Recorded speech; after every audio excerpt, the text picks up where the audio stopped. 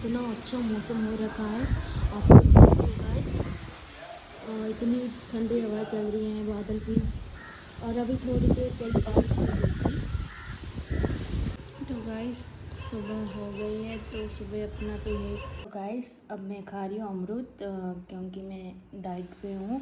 अभी मैं अपना वज़न कम कर रही हूँ, उस हिसाब से तो मेरे को भूख लगी तो मैं अमरूद खा रही हूँ।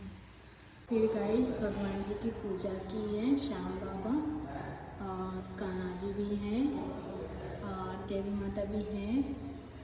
तो ये हमारा छोटा सा एक मंदिर भी है, आप देख सकते हो गाइस। तो गाइस आज मैंने बनाई है दाल बाटी, ये बाटी है और अभी ये दाल बन रही है। आज खाने में हम लोगों ने सिंपल ही खाना बनाया है और अब स्लेट वगैरह काटा है, वो फिर